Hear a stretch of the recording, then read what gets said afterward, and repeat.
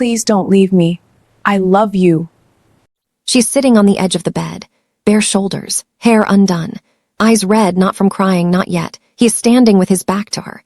Suit jacket sliding over his shoulders like armor being fitted before battle. Korean, tall, devastatingly composed, not a single tremor in his hands. Her name is Ruby. His name is Yiwon.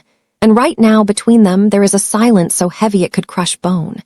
Ruby whispers his name like a question she already knows the answer to. He pauses. Just for a second.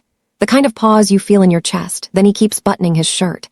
She tells him not to go, please, not like this. He turns. And God, the look on his face, it's not cold. That would be easier. It's something worse. It's careful. It's decided. He says her name, just her name, nothing else.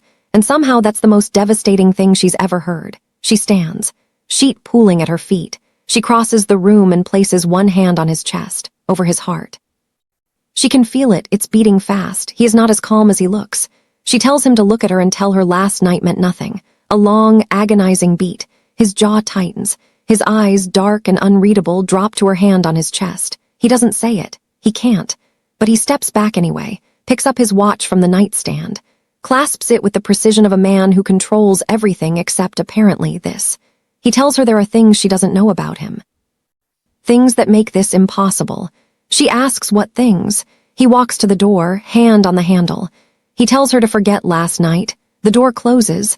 The sound it makes is barely a click, but inside Ruby's chest it is a cannon shot. What you are about to hear is not a simple love story. It is a story about two people standing on opposite sides of a wall built from secrets, from pride, from everything they were both too scared to say, and what happens when one of them finally picks up a hammer. But before we get to the hammer, we need to go back. To the job offer that started everything. To the contract she almost didn't sign. And to one secret he was still carrying when he walked out that door. A secret that could change everything she thought she knew about the night that just happened. Keep watching. 6 months earlier, Ruby Osai walks into the Kang Industries boardroom like she's been walking into rooms like this her whole life. She hasn't, but no one needs to know that. She is wearing a structured, rust-colored blazer, natural hair pinned back, portfolio under her arm, and an expression that says she knows exactly what she is worth. 14 people sit around a long white table. All men. Nobody who looks like they have ever asked for less than exactly what they wanted. At the head of the table sits Yiwon Kang, 34 years old, CEO of the fastest-growing tech and luxury conglomerate in both South Korea and the United States. He is reviewing her portfolio without looking up. Ruby reminds herself not to fidget, not to smile too wide, not to shrink. She doesn't shrink. Yiwon looks up. Their eyes meet, and something barely perceptible shifts in his expression. He tells her he noticed she redesigned the Harmon and Weil rebrand in 2021, single-handedly in 11 days. She corrects him. 12 days. The press got it wrong. Nobody corrects Yiwon Kang. Except, apparently, Ruby Osai does. The ghost of a smile crosses his face. He asks her why she didn't correct the record. She tells him because the work spoke for itself. He closes the portfolio and tells her the position is hers if she wants it, but warns her he doesn't run an easy company. She tells him she doesn't do easy work. She signs the contract 3 days later. And if anyone had told her in that moment, sitting in her car with her hands shaking slightly with excitement, that this contract would lead to a hotel room 6 months later, to a man's back retreating through a door, to the worst and best night of her life happening simultaneously, she would have signed it anyway. That's the terrifying part. The weeks that follow are a slow, quiet unraveling of every professional wall she tries to maintain. They work late. His office light is always on when hers goes off.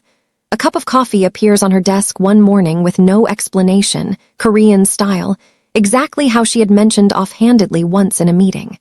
They argue. Real arguments. About creative direction, about vision, about who Kang Industries is supposed to be speaking to. Ruby tells him his target demographic is not who he thinks it is, that he is marketing luxury to people who already have it, that he is missing an entire world of aspirational buyers. He tells her aspirational buyers don't convert. She asks him when was the last time he looked at his own campaign materials and saw someone who looked like her. The room goes silent. Yiwon stares at her. Then quietly he tells her to redesign the spring campaign. Her vision. Full authority. He walks out. His assistant whispers to Ruby that he has never given anyone full authority before, not once, in 7 years. Ruby stares at the door he just walked through and asks herself what is happening. 3 months in, on a late night when everyone else has gone home, Yi-won walks into his office and finds Ruby standing at the glass wall, looking at the city below. He tells her she is still there. She tells him the campaign launches in 2 weeks and she is not leaving until it is right. He crosses the room and stands beside her at the window, not touching, but close enough that she can sense the warmth of him. He asks if she grew up in Atlanta. She is surprised by the personal question and tells him Southwest Side. He tells her Busan, then Seoul, then New York at 19 with a suitcase and a scholarship he almost lost in the first semester. She looks at him, really looks. She asks him why he is telling her this. A long pause. The city glitters below them. He tells her because she asked him once when he last saw himself in the image, and the answer is he doesn't. He built a company that looked like what he thought success was supposed to look like, not what it actually is. Ruby asks him softly what it actually looks like. He doesn't answer. But he is looking at her when she asks. And if you were watching from outside that glass office, looking up from the street below at 2 silhouettes standing close in a lit window above a sleeping city, you would already know where this is going. They don't. Or maybe they do. And that is the problem. The night of the Metropolitan Gala, Ruby's spring campaign is projected across the grand ballroom screens. It is stunning.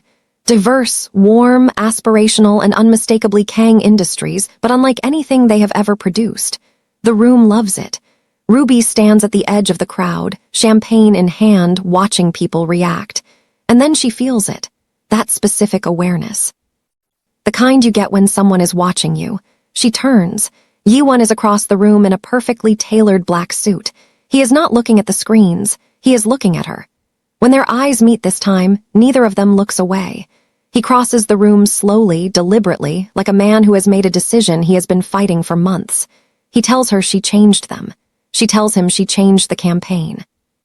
He tells her no, she changed them, what the company is, what it is for, that she walked in and then he stops.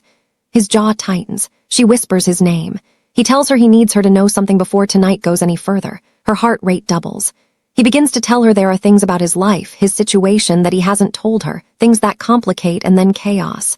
A photographer rushes over. A board member intercepts. The moment shatters. What was he going to say? She doesn't find out. Not tonight. Because tonight the wine is flowing and somewhere between his hand at the small of her back during a dance they weren't supposed to be having, and his forehead dropping to hers in the corridor outside the coat check, the wall between them finally cracks. And they let it. They are back in that hotel room now. The door has closed. Ruby sits on the edge of the bed and stares at the floor for a very long time. Then she picks up her phone and sends one text to her best friend Kezia. Call me. Later, in Ruby's apartment, Kezia cycles through the facts out loud. The CEO, Yi-won Kang, the sleeping together, the leaving, the impossible things he mentioned and refused to explain, and Ruby confirms each one with a single word. Yes. Left. Kezia asks carefully what things he meant. Ruby says she doesn't know. Kezia asks if Ruby has Googled him recently. Ruby says he is her boss and she doesn't Google her boss. Kezia is already on her phone. Her expression shifts slowly, like a cloud passing over the sun. She turns the phone around. A tabloid headline, 6 months old, reads that Kang Industries heir Yi-won Kang is in an arranged engagement to Chairman Han's daughter with a wedding expected within the year. The room goes very still. Ruby says what in a voice that is barely audible. The next morning she comes in early. Before anyone else, she sits at her desk. Her beautiful campaign is still displayed on the lobby screens downstairs, everything she built. And now she is wondering what else he didn't tell her. He walks in at 9, perfectly composed, as if nothing happened, as if the night before is something he has already filed away and locked. He passes her office and stops. She doesn't look up from her screen. He says her name from the doorway. She tells him she is working. He tells her they should talk. She tells him, still not looking up, that she would say they have talked enough, and she calls him sir. The sir lands like a slap. His jaw tightens. He steps inside and closes the door. He tells her quietly he can explain. She finally looks up, eyes blazing, and asks if he is engaged. Silence. He tells her it is complicated. She asks yes or no. Another silence. The kind that answers the question without a single word. She tells him to please leave her office. He tells her it was arranged, that it was before that it is not what she thinks. Her voice cracks just slightly, just once, and she tells him she said leave. He leaves. The next 2 weeks are agony. Professionally, everything is flawless. Their campaign is winning awards. The company's stock is climbing. In meetings, they are precise, professional, brilliant together in the way that only people who know each other's minds can be. Personally, radio silence. But here is what Ruby doesn't know, the second open loop running underneath this whole story. Yiwon has a meeting scheduled, one she doesn't know about, with his family, with the Han family, with the woman he is supposedly promised to. A meeting to either confirm or dissolve everything, and he hasn't told a soul.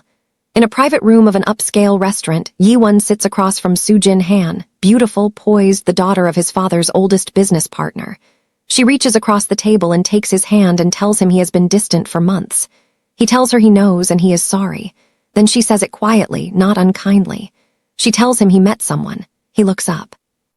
She smiles, sad and knowing and a little tired, and tells him she is not blind and not in love with him, and they have both known that. She tells him to end it properly with the families officially and go find his person. He asks hoarsely if she is sure. She tells him she was never sure of anything else. He nods slowly and something in his posture releases, years maybe, the weight of a life that was never entirely his own. But here is the twist.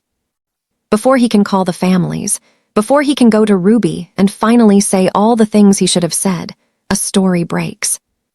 Ruby's phone explodes late that night. Kezia is calling again, then texting in all caps. Ruby opens the news. A gossip column with a photo leaked from the gala. Yiwon's hand at the small of Ruby's back, their foreheads together in the corridor, her laugh candid, his face turned toward her like a compass finding north. The headline asks whether the Kang Industries CEO's rumored office affair has derailed his engagement and calls Ruby the woman responsible. Her phone won't stop. The comments number in the hundreds, half admiring, half vicious, and the word homewrecker appears 17 times before she stops reading. She puts the phone face down on the counter, sits on the kitchen floor, and for the first time since that hotel door clicked shut, she cries. The following morning brings an emergency board meeting. Yiwon is at the head of the table, completely still. A senior board member tells Ruby they have concerns about the nature of her relationship with their CEO and what that means for the integrity of the company's leadership. Ruby cuts in, calm, the way someone is calm when they are made of pure fire underneath. She tells them she designed a campaign that increased Q1 revenue by 38% and rebranded the company's public image in a way that expanded their market across a demonstrated demographic range. The board member tries to interrupt. She tells him she is not finished. Silence. She looks at each of them slowly, then she looks at Yiwon. He is looking at her with an expression she can't name, something between anguish and awe. She tells them she will not sit in that room and allow them to use a photograph and a headline to reduce 6 months of exceptional work to a rumor, that if they have a professional concern to bring it with documentation, and if they have a personal concern, that is not a boardroom conversation. She picks up her portfolio and tells them she will be at her desk. She walks out. One of the younger board members leans to another and says very quietly that she is extraordinary. Yiwon is already standing and tells them the meeting is adjourned. He catches her at the elevator and tells her to wait. She turns. She has been holding herself together for so long and the composure is real, but it is costing her. She tells him she cannot do this here. He tells her he ended it. She stills and asks what. He tells her the engagement, that he and Soo-jin ended it officially last week before the article, before any of this.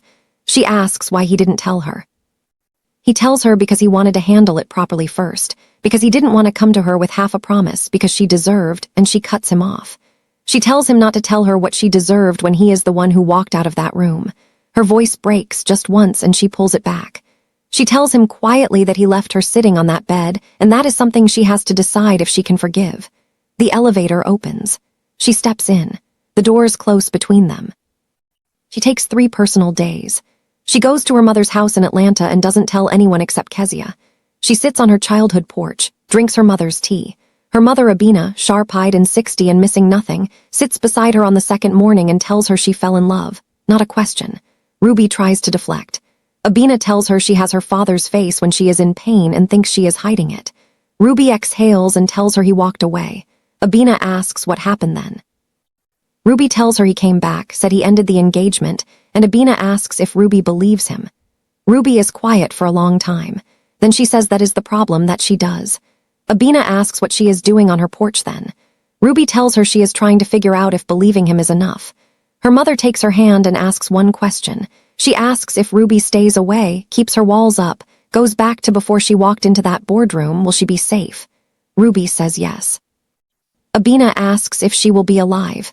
Ruby's eyes fill. Her mother squeezes her hand once and goes back inside, and Ruby sits with the question for a very, very long time. She comes home to find an envelope slipped under her door. No company letterhead. Handwritten. Her name on the front in careful, deliberate script. She opens it. Several pages handwritten in English that occasionally slips into Korean in the margins, like someone writing faster than their second language could keep up. She reads. He tells her he is not good at saying things out loud, that he grew up in a family where feelings were managed, not expressed, where plans were made before you had the language to refuse them, where walking away from a room was easier than saying what was happening inside it. He tells her he is writing because he cannot trust himself to say it to her face without retreating, and that he is done retreating. He tells her he came to America at 19, built something, told himself that was enough, surrounded himself with everything that looked like success and called it a life, and that he was wrong. He tells her she walked into his boardroom with fire in her eyes and told him he was wrong about his own company, and that he was. He tells her she was the first person in longer than he can count who told him the truth and didn't flinch when he pushed back. He tells her he should have told her about Sujin before the gala, that he chose instead to resolve it first, and in doing so made a decision about her life without her knowledge, and that was wrong. He tells her to take all the time she needs because he is not going anywhere, and that he is, for the first time in his life, exactly where he wants to be. Ruby reads it twice. Then she folds it carefully, places it on her chest, and stares at the ceiling. She goes to church every Sunday, has since she was 5. It is the one place where she can be entirely herself. No composure required, no campaign, no armor.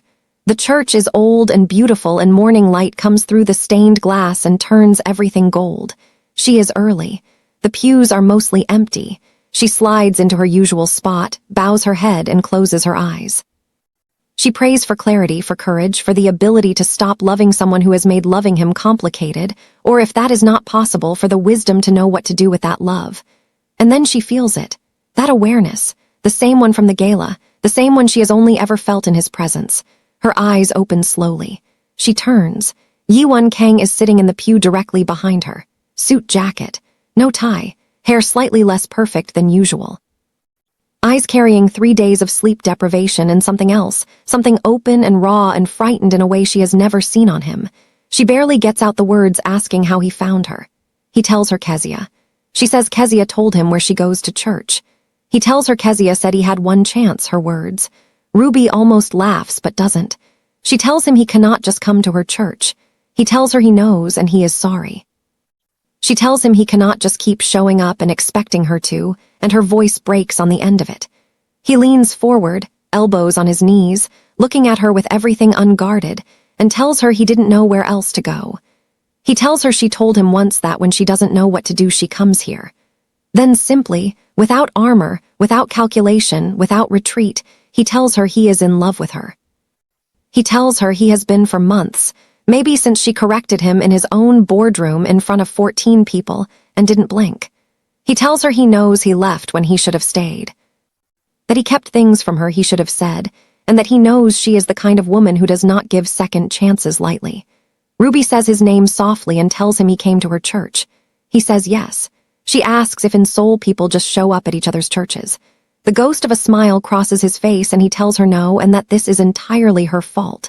She laughs, a real one, short and surprised and involuntary, and then her eyes fill. She tells him he hurt her. He says he knows. She tells him about that hotel door. He tells her it was the worst thing he has ever done. She tells him about the board meeting. He tells her he should have stood up sooner. She tells him about the article. He tells her he has legal teams addressing it, that he has spoken to every board member individually, and that her position, her contributions, her role are none of them in question, not anymore, not ever again. She exhales, long and slow, and tells him that if she chooses this, if she chooses him, she is not a secret and she is not a complication to be managed. He tells her she is the most important person in his life, that there will be no managing and no hiding, and that if she says yes, there will be nothing hidden, not from her, not from anyone.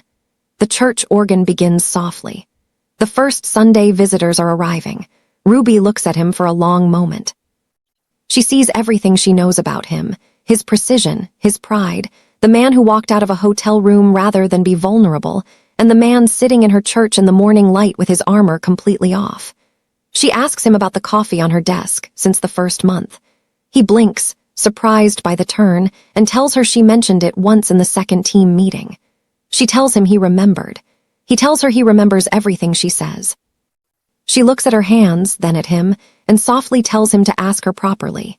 He asks her to let him take her to dinner, tonight, not a work dinner, not a company event, just dinner, and tells her he will spend however long she needs proving she is not wrong to believe him. She tells him it will take more than one dinner. He tells her slowly, that real smile becoming something she feels in her chest, that he has time. What follows is the slow, beautiful, imperfect work of two people choosing each other on purpose. Dinner, real dinner, him showing up at her door with flowers, he clearly asked someone to help him pick because they are exactly right. Walking in the city with her hand in his and no hiding, a photographer catching it, and this time they don't run. The new campaign launch, the two of them standing side by side at the press event, making no effort to pretend that the way he looks at her is simply collegial. A video call with his family where he sits beside her, speaks in Korean, and translates for her sentence by sentence, making sure she is included in every word. A Sunday dinner in Atlanta at her mother's table, Yiwon trying Abina's jollof rice, and complimenting it with such genuine stunned delight that her mother laughs the way she hasn't laughed with a man she has just met in years. Abina pulls Ruby into the kitchen afterward, and whispers that he ate 3 plates and to keep him. 6 months later, the building is quiet. The same glass office, the same city glittering below, but different now. He comes to stand beside her at the window, their shoulders touching, natural and easy, like something that has learned slowly to be easy. He tells her the Paris office wants her for the European rebrand. She tells him she knows and has been reviewing the brief. He tells her it is a 6-month placement. She glances at him and says, He tells her he is thinking of moving the headquarters to Paris. She turns to look at him fully and tells him he is not. He tells her provisionally, for approximately 6 months. She stares at him. He is studiously looking at the city. She tells him he is not moving Kang Industries to Paris because she got a placement in Paris. He tells her the European market is expanding. She says his name. He looks at her finally and he is smiling, that real smile, the one that took months to earn, the one that still hits her somewhere deep every single time. He tells her he is saying he will go if she will let him. She tells him he would uproot his entire life. He tells her his life is not a building, that he spent 34 years treating it like one, and that his life is right here. He reaches over and takes her hand. She looks at their joined hands, then up at him, and tells him he is ridiculous. He tells her yes. She tells him completely ridiculous. He tells her also yes. She tells him she loves him. Something moves across his face, something vast and quiet and finally settled. He tells her he knows that he has known since she corrected him about the 12 days. She laughs. He pulls her close. The city glitters below them, the same city, the same glass, the same 2 silhouettes, but different now, no wall between them, no distance, just this. This is what they don't tell you about love. They don't tell you that the person who is the hardest to reach is sometimes the one who needed someone to reach for them the most. They don't tell you that the night you cry on a kitchen floor might be 6 months away from the night you stand in a glass office laughing at a man who is threatening to move a multinational conglomerate to Paris for you. They don't tell you that saying don't leave me, even to yourself in the dark, even when you're not sure if it's worth it, that staying is the bravest thing. Ruby stayed. Yiwon came back. And the door that once closed with the sound of a cannon shot, this time it opens.